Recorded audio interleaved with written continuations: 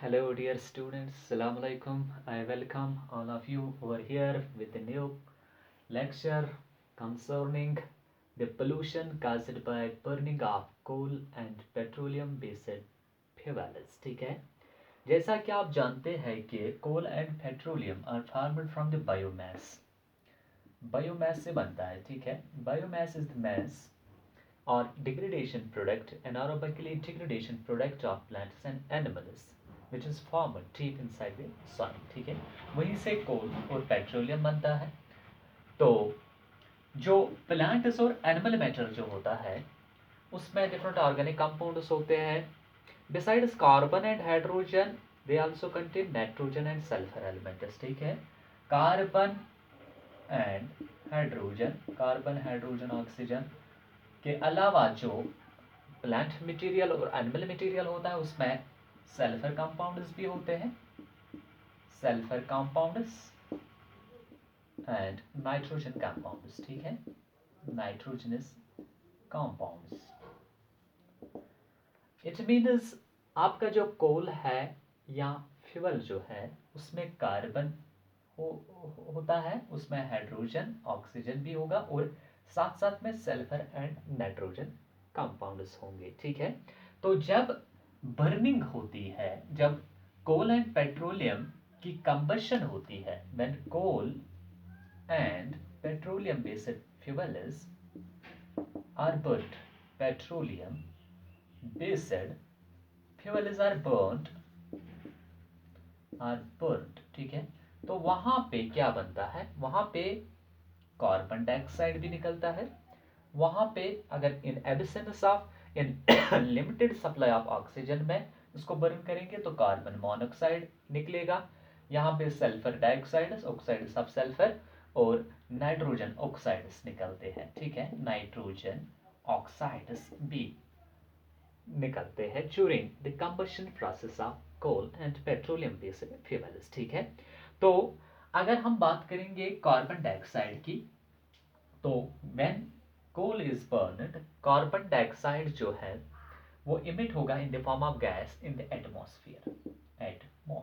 ठीक है, तो कार्बन डाइऑक्साइड की बात करेंगे यहाँ पे, तो कार्बन डाइऑक्साइड जो है ये ग्रीन हाउस गैस है. कार्बन डाइऑक्साइड अगर ये आफ्टर बर्निंग ऑफ कोल और petroleum based fuels carbon dioxide release होता है, जितना ज्यादा carbon burning of these fuels होगी तो उतनी ही ज्यादा concentration of carbon dioxide increase हो जाएगी एटमॉस्फेयर. ठीक है, naturally this concentration of carbon dioxide goes on increasing in the atmosphere and causes increase in the carbon dioxide concentration at the global level. ठीक है, तो that causes, चूंकि ये green house gas है, ये ट्रैप करता है सोलर एनर्जी. ठीक है, सोलर एनर्जी ट्रैप करेगा तो that consequently goes to increase the temperature of the atmosphere at the global level. ठीक है, that causes the global warming, that causes the global warming. जब increase होगा globally, global level पे increase होगा temperature of the earth or atmosphere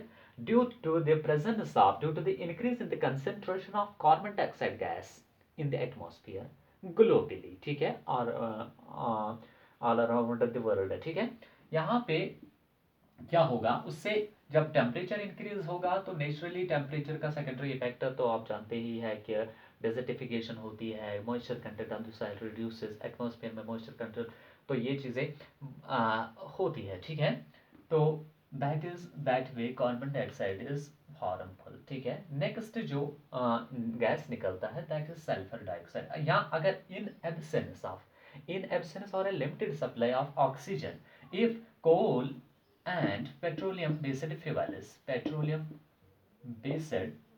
fuels are burned in limited supply of oxygen, limited supply of oxygen. ठीक है, तो वहां पे क्या होगा, it result is the formation of a gas that is carbon monoxide, that is carbon monoxide. ठीक है, monoxide. तो ये जो कार्बन मोनोक्साइड गैस जो है वो ये एटमॉस्फेयर में फिर इसकी कंसंट्रेशन इंक्रीज होगी तो इसका डायरेक्ट इफेक्ट जो है किस पे पड़ेगा, ह्यूमन बींग्स पे, एनिमल्स पे, स्पेशली हम ह्यूमन बींग्स की बात करेंगे, ह्यूमन बींग्स के रेस्पिरेटरी ट्रैक्ट पे, रेस्पिरेटरी ट्रैक्ट पे।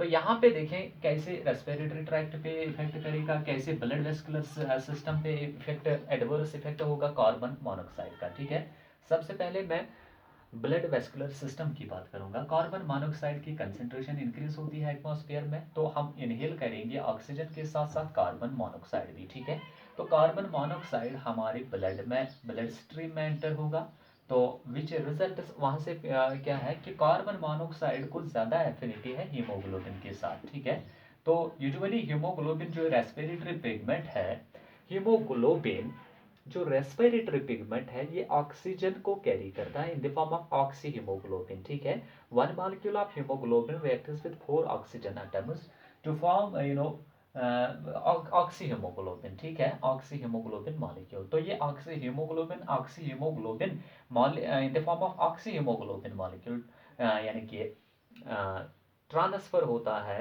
Cell to cell transfer through blood stream. ठीक है, ब्लड में यानी कि आपके आरबीसीज है, तो आरबीसी कैप्चर करेंगे haemoglobin in the form of oxy haemoglobin. ठीक है, तो ये oxy haemoglobin carry blood vessels carry करते हैं from one region to another region. Finally they reach to the cells where this oxygen is picked up by the cells in order to carry out respiratory physiology. ठीक है, तो यहाँ पे क्या होगा, अगर कार्बन डाइऑक्साइड की कंसेंट्रेशन ऑफ कार्बन मोनोऑक्साइड की कंसेंट्रेशन अब ज्यादा होती है, ठीक है, किसमें, एटमॉस्फेयर में, due to burning of coal and petroleum based fuels. ठीक है, तो अगर इन एब्सेंस ऑफ ऑक्सीजन में बर्न किया जाएगा तो कार्बन मोनोऑक्साइड निकलेगा। ठीक है, तो कार्बन मोनोऑक्साइड एटमॉस्फेयर में ज्यादा है, इनहेल जब हम इनहेलेशन करेंगे तो ऑक्सीजन के साथ साथ हम कार्बन मोनोऑक्साइड भी इनहेल करेंगे, तो ये ब्लड स्ट्रीम, ब्लड में आ जाएगा आपके।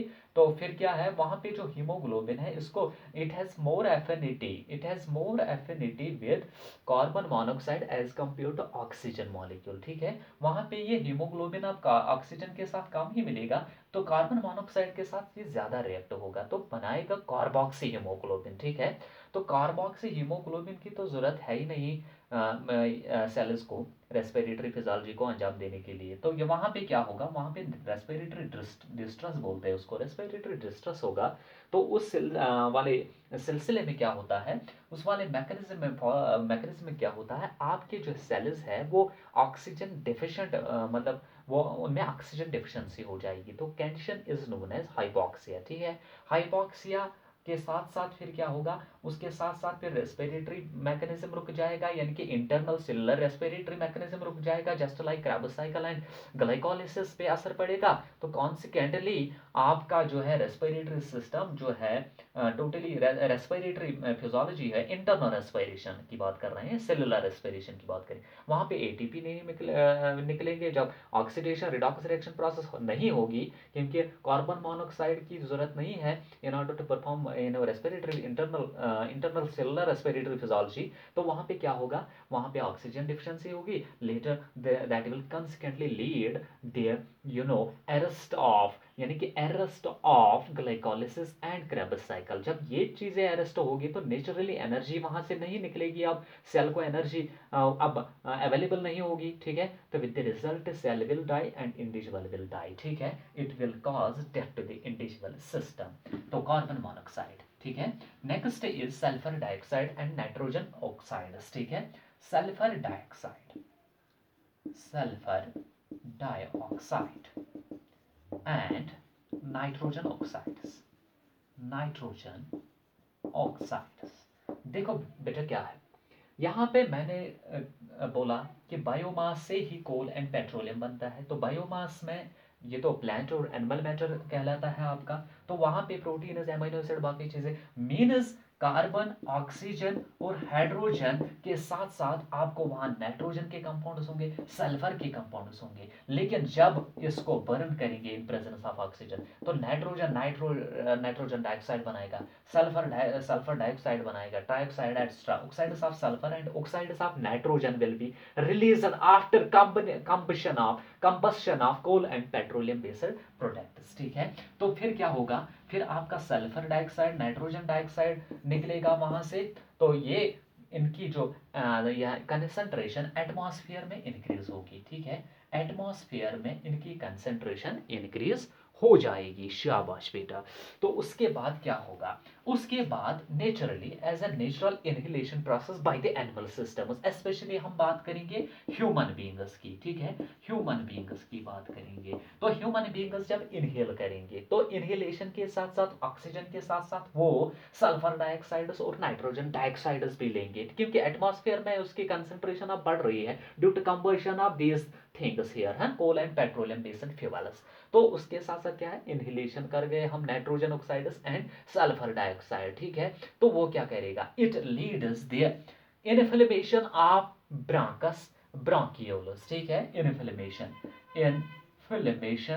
Of bronchi bronchi and bronchioles, ठीक है। ब्रांकियोलस ये स्ट्रक्चर होते हैं लंग्स में, आप जानते हैं कि ब्रांकस ब्रांकी क्या होता है बेसिकली, ट्रैकिया, ये तो एक होता है ट्रैकिया, ट्रैकिया बाइफोर्केट होती है ब्रांकी में है। ये तो ब्रांकी, दो ब्रांकी होती है ब्रांकी, फिर आपने बाइफोर्केशन ट्राइफोर्केशन होती है इन द फॉर्म ऑफ ब्रांकियोलस। तो ब्रांकियोलस से फिर एलिवियोलस बनते हैं, ठीक है। तो ये लंग्स में स्ट्रक्चर डेवलप होते हैं, ये कैनाल लाइक स्ट्रक्चर्स होते हैं, तो उनकी इन्फ्लेमेशन होती है। Inflammation what does that mean, it means localised pain, redness and localised swelling of the animal tissue, यानी of the tissue, simply we can say the tissue, ठीक है। Localised agony, agony means pain along with redness, along with swelling, whole whole process is known as inflammation, उसको inflammation बोलते हैं। जब इन्फ्लेमेट करेंगे bronchus, इन्फ्लेमेट bronchi करेंगे तो लंग्स पे डायरेक्टली इफेक्ट पड़ेगा, ठीक है। तो लंग्स इन्फ्लेमेट होंगे तो वो ऑक्सीजन नहीं इनटेक और एक्सेल कार्बन डाइऑक्साइड नहीं कर पाएंगे फिर। सो रेस्पिरेटरी प्रॉब्लम अराइज होंगे, किससे, अगर इंक्रीज कंसंट्रेशन होगी सल्फर डाइऑक्साइड और नाइट्रोजन ऑक्साइड्स की। वो कैसे होती है, व्हेन बर्निंग और combustion of coal and petroleum based fuels take place, ठीक है। तो नेक्स्ट जो है आपका दैट इज, इतना ही नहीं कि यहाँ पे sulphur sulphur oxides sulphur oxides जो होते हैं और नाइट्रोजन ऑक्साइड्स जो होते हैं, जो रिलीज होते हैं after burning of the coal and petroleum based products, sulphur oxides and nitrogen oxides, ये आपस में किसके साथ, जब रेन होता है, जब रेन बारिश होती है, ठीक है, तो वहां पे बारिश में क्या है, मॉइस्चर है, वाटर है, ठीक है। बारिश तो होता ही है, रेन तो होता ही है, वाटर, तो यहाँ पे इसके साथ मिलके ये एसिडिक रेन बनाएंगे, एसिडिक रेन। देखो बेटा क्यों एसिडिक रेन है, सल्फर ऑक्साइड्स नाइट्रोजन ऑक्साइड्स ये एसिडिक इन नेचर होते हैं। Acids of what, acids of non-metals are oxides of non-metals are acidic in nature, while as the oxides, generally speaking, oxides of metals are basic in nature। यहाँ पे sulphur जो है आपका गंधक है, nitrogen तो पता ही आप, ये नाइट्रोजन गैस होता है, दीज आर नॉन मेटल्स, ठीक है। तो नॉन मेटलिक ऑक्साइड्स जो होते हैं, sulphur oxides, nitrogen oxide, carbon dioxide भी नॉन मेटलिक ऑक्साइड है, ये एसिडिक इनका नेचर होता है, ठीक है। तो जब ये वाटर के साथ मिलेंगे तो एसिडिक रेन कहलाएगा, तो एसिडिक रेन बनाएगा। तो एसिडिक रेन से क्या होता है, एक तो अगर प्लांट्स पे जो एसिडिक, वहां पे भी कोरोसिव एक्शन करता है, ठीक है, वहां पे भी वो डिग्रेडेशन प्रोसेस करता है प्लांट्स की, ठीक है। दूसरा क्या है कि अगर ये बिल्डिंग्स पे गिरेगा ये रेन, ये एसिडिक रेन, ठीक है। तो एसिडिक रेन जब बिल्डिंग्स, वहां पे भी कोरोसिव एक्शन करता है, कोरोसिव एक्शन है ये, ठीक है। जहां जहां पे ऐसे वहां पे कोरोजन करता है, ठीक है। तो दूसरा चीज क्या है कि जो क्रॉप फील्ड्स होते हैं, जब एसिड रेन उस पर गिरती है तब क्या होता है, वो डैमेज हो जाते हैं, ठीक है, यील्ड डिक्रीज हो जाता है। तो consequently we can say that these combustion of the coal and petroleum based fuels can cause pollution to the atmosphere. Why? Because during the combustion of these fuels, they release some gases which are toxic, which are harmful in nature, ठीक है। That is why gases released during the combustion of coal and petroleum based fuels are harmful and causes pollution to the environment, ठीक है। तो ये बात है। तो अगर हम अब यहाँ पे अगर हम डिस्कस करेंगे फाइनल यू नो ये जो कंसेसमेंट करेंगे कि ये पोल्यूशन जो करते हैं कोल एंड पेट्रोलियम, तो हमें क्या करना चाहिए। तो हमें दो चीज़ें करनी चाहिए। We need to use fossil fuels judiciously. हमें अब फॉसिल फ्यूल्स का इस्तेमाल जुडिशियसली करना है। वो क्या मतलब है, उसका मतलब यह है कि fossil fuel just like coal and petroleum left in the earth are limited, ठीक है, will be and will get exhaust very soon. तो हमें इनका जो है मिनिमम यूज करना है, ठीक है। ये लिमिटेड है, कल भी बोल चुका हूं मैं ये बात कि ये लिमिटेड है, ये एग्जॉस्ट हो जाएंगे नियर फ्यूचर में। तो अब इनका क्या करना है, इनका तो थोड़ा कम ही इस्तेमाल कम ही इस्तेमाल करना है। उनकी जो यानी कि यूटिलाइजेशन रेट जो है उसको डिक्रीज करना है। एक तो ये बात है। दूसरा क्या है कि products of combustion of fossil fuels pollute the environment, ये तो पोल्यूट करते हैं एनवायरनमेंट को, तो इनका जो है जुडिशियस यूज करना चाहिए, ठीक है। तो there are 3S formulas, 3S formula है टू सेव द एनवायरनमेंट, ठीक है। अब नेक्स्ट जो हमारा कंसेप्ट है, अगर नेचुरल रिसोर्सेज हमने पढ़े हैं तो कुछ नेचुरल रिसोर्सेज के तो फायदे हैं ही ह्यूमन, स्पेशली ह्यूमन बींग्स पे। तो अगर नेचुरल रिसोर्सेज कुछ तो अनलिमिटेड होते हैं, कुछ तो मतलब इनएग्जॉस्टेबल होते हैं, लेकिन एज पर as the exhaustible natural resources are concern, coal petroleum है, ये चीज़ें, तो इनका क्या है, इनका हमें उस तरह इस्तेमाल करना है कि ये भी मतलब नियर फ्यूचर में ख़त्म ना हो, जल्दी जल्दी ख़त्म, नियर फ्यूचर में ये जल्दी ख़त्म ना हो। तो दूसरी बात क्या है कि हम उसको इस तरह यूटिलाइज करेंगे ताकि उनसे जो आफ्टर कॉम्बिनेशन, उनसे आफ्टर कंबशन प्रोसेस, उनसे जो harmful substances as a by product निकलते हैं, उनको जो हम कैसे मतलब किस तरह मैनेज करेंगे उन चीज़ों को। तो there is 3S formula to save the environmental resources, ठीक है, टू सेव द एनवायरमेंट। तो यहाँ पे sulphur dioxide, carbon monoxide, nitrogen oxides भी इंक्रीज करते हैं कंसंट्रेशन एटमॉस्फेयर में। तो नेचुरली जो एटमॉस्फेरिक हेल्थ जो था वो इफेक्ट होता है, एटमॉस्फेयर एनवायरमेंट अनहेल्दी बन जाता है। तो अब हमें क्या करना है, हमें we have to come across through 3R's formula, यानी कि 3R's formula to save environment, ठीक है, टू सेव एनवायरमेंट। तो ये 3R's फार्मूला क्या है, इसमें 3R है, R R R. First R का मतलब है रिड्यूस, सेकंड आर का मतलब है रीयूज, थर्ड आर का मतलब है रिसाइकल, ठीक है, reduce, recycle and reuse, recycle and reuse, ठीक है। अब इसका क्या मतलब है, रिड्यूस, रिसाइकल, रीयूज। रिड्यूस का मतलब है means that use less of the natural resources, use less of the natural resources as lesser as possible, ठीक है, जितना पॉसिबल हो, in order to you know in order to save their wastage, reduce करना है, यानी कि natural resources को उतना ही इस्तेमाल करो, मिनिमल इस्तेमाल करो, ताकि उनका जो वेस्टेज ना हो, उनका एक्सेस वेस्टेज ना हो। For example we reduce the wastage of electricity. अगर इलेक्ट्रिसिटी है, आपको नहीं लगता होगा कि ये नेचुरल रिसोर्स है, लेकिन इनडायरेक्टली ये नेचुरल रिसोर्स है। इलेक्ट्रिसिटी की बात करेंगे, बिजली कहाँ से अब मैं हिंदी में बात करूंगा, कहाँ से विचलित होती है, ये जनरेट कहाँ पे होती है, ये जनरेट होती है कहाँ से, या तो पानी से हम जनरेट करते हैं तो हाइड्रो इलेक्ट्रिसिटी बोलते हैं, या तो हम ये जनरेट करते हैं कहाँ से, थर्मल पावर प्लांट से। वहां पे कोल ही इस्तेमाल होता है आपका, कोल जो नेचुरल रिसोर्स है, वाटर भी नेचुरल रिसोर्स है, ठीक है।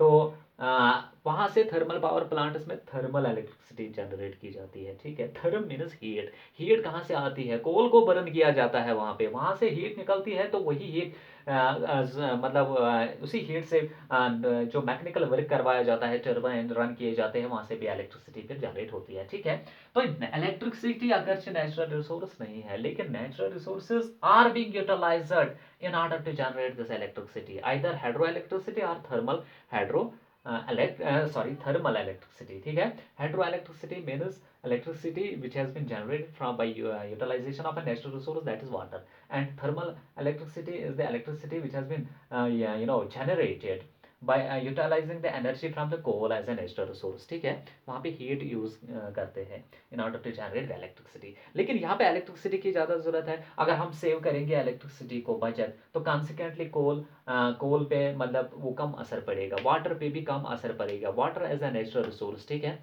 तो वाटर नेचुरली वो वाटर एंड कोल पे उसका जो है उसकी रेट जो कंजप्शन रेट ऑटोमेटिकली डिक्रीज होगी. तो इस चीज़ को हम बोलते हैं रेड्यूस. क्या बोलते हैं? रेड्यूस. यहाँ इतना ही नहीं कि इलेक्ट्रिसिटी है, बस इतना है. यहाँ पे हम अगर हम देखो इलेक्ट्रिसिटी किस में इन्वॉल्व होती है? फॉर कुकिंग पर्पसेस या एलपीजी, लिक्विफाइड पेट्रोलियम गैस. तो liquefied petroleum gas, kerosene extra, these are utilized for cooking purposes. Liquefied petroleum gas, kerosene, these are the products of these are petroleum products. तो petrol क्या है? Natural resource है आपका.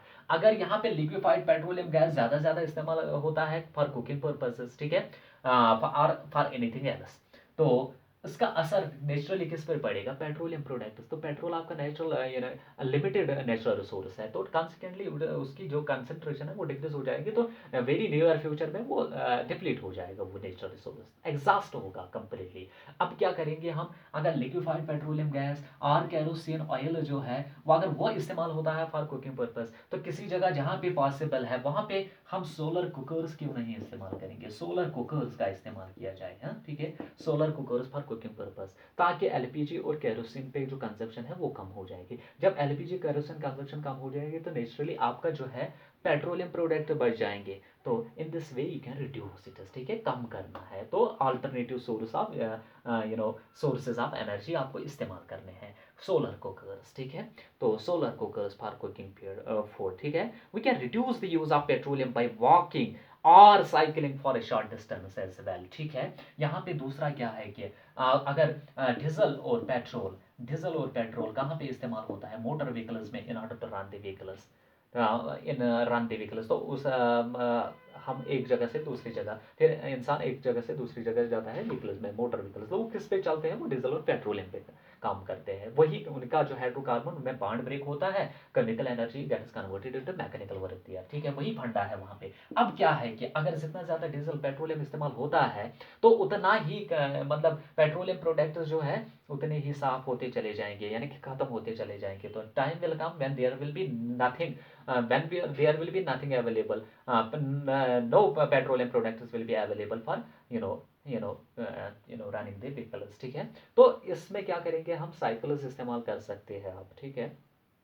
Cycle का इस्तेमाल करेंगे. अगर आप 2 या 4 किलोमीटर तक जाना है, साइकिल का इस्तेमाल कर सकते हैं. इस तरह आप पेट्रोल एंड डीजल जो प्रोडक्ट्स हैं उनको सेव कर सकते हैं, उनको रिड्यूस कर सकते हैं, ठीक है. या पैदल भी जा सकते हैं. उतना तो आप नहीं करेंगे, पैदल चलना तो किसी किसी के बस में अब होता है, लेकिन साइकिल जो है, साइकिल का इस्तेमाल आप कर सकते हैं. ये रिड्यूस फार्मूला में आता है. नेक्स्ट जो है आपका दैट इज रिसाइकल.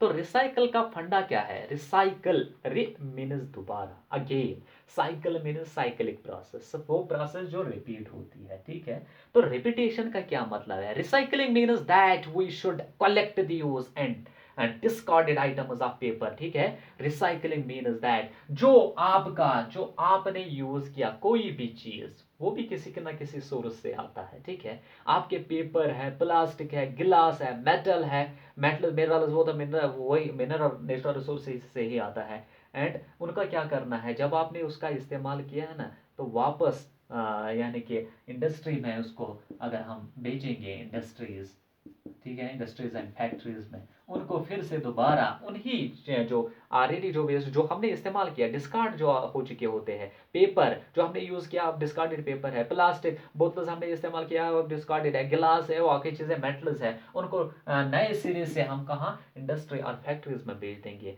फॉर किस चीज़ के लिए?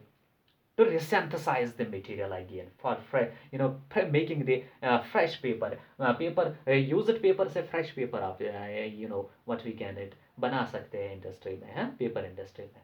यूज्ड प्लास्टिक से नया प्लास्टिक, ठीक है, गिलास, इसी तरह metals and other objects as well, उसको बोलते हैं रिसाइकलिंग प्रोसेस। तो रिसाइकलिंग प्रोसेस से हमारा जो किसी नेचुरल रिसोर्सेज से कोई चीज़ मान लो मेटल्स है, मेटल्स में डिफरेंट तरह के मेटल्स इस्तेमाल होते हैं in order to make different types of what we call it different types of objects, ठीक है, जो जिसकी हमें ज़रूरत होती है डे टू डे लाइफ में। अगर अब वो ऑब्जेक्ट डिस्कार्ड होता है, खराब होता है, उसका जो यूज़ नहीं रहा है, ठीक है, वो डिग्रेडेट होता, वो खत्म हो गया है, हो गया हो, तो उसके बाद क्या है, उनको कलेक्ट किया जाता है, उनको ट्रांसफर वापस करेंगे, ट्रांसपोर्ट कहाँ, इंडस्ट्रीज एंड फैक्ट्रीज, वहाँ उनको नए चीज़ें बन जाएंगे, ठीक है, वहाँ बनाते भी हैं और उसको रिसाइकलिंग प्रोसेस बोलते हैं। इस तरह जो है क्या होगा, तो इस तरह जो है वो should what we call it, जो नेचुरल रिसोर्सेज पे असर कम पड़ेगा, we will be able to save the extra consumption of natural resources by doing that practice. तो नेक्स्ट जो है आपका रीयूज, दोबारा दोबारा इस्तेमाल करना है, किसी चीज़ का रीयूज करना है। यानी कि फॉर एग्जांपल प्लास्टिक जार्स है आपके पास, that which we you have bought and various food items like jams, pickles, जहाँ से जैम्स पिकल्स लाते हैं प्लास्टिक बोतल्स में। अब जैम आपने खा लिया, पिकल आपने इस्तेमाल किया, हाँ, अचार वाचार वगैरह, अब जो जार बचा है उसको क्या करेंगे आप, तो उसको यानी कि स्टोर थिंग्स उनको कलेक्ट करना है, और किस चीज़ के लिए, दूसरे पर्पज़, आप उसमें नमक रख सकते हैं, स्पाइसेस रख सकते हैं, शुगर रख सकते हैं, टी लीव्स रख सकते हैं, बहुत सारे पर्पसेस के लिए आप उस चीज़ को इस्तेमाल कर सकते हैं। यानी कि अगर अगर आपका पेपर है, ठीक है, पेपर एनवलप है होगा, और आप उसको रिवर्स करेंगे, तो अंदर वाला जो इनसाइड आउट करेंगे, तो वो दोबारा इस्तेमाल हो सकता है आपका, ठीक है। तो ये चीज़ें जो है दैट इज वो कहलाता है reuse, reuse formula, reuse, recycle and तीसरा क्या था, तीसरा था आपका रीयूज, रिसाइकल एंड तीसरा था आपका जो है रिड्यूस, रिड्यूस फार्मूला। तो आज के लिए इतना ही, कल हम आ जाएंगे, हमने ख़त्म किया है आपका ये वाला चैप्टर, अब कल हम आ जाएंगे, नेक्स्ट मिलते हैं नेक्स्ट चैप्टर के साथ, that is control and coordination. एक सेक्शन ने वो पढ़ा है, दूसरे सेक्शन ने नहीं पढ़ा है, अब मैं कंट्रोल एंड कोऑर्डिनेशन फिर से पढ़ाऊंगा, उनको भी रिपीट होगा, और नए जो बच्चे हैं, नए सेक्शन के बच्चे हैं, वो भी सीख जाएंगे क्या है कंट्रोल, क्या है कोऑर्डिनेशन, क्या है नर्वस कोऑर्डिनेशन, क्या है एंडोक्राइन कोऑर्डिनेशन, कैसे कोऑर्डिनेशन बनता है बॉडी एक इंडिविजुअल के ऑर्गन सिस्टम में।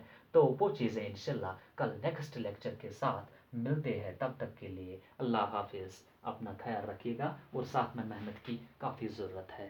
Thank you.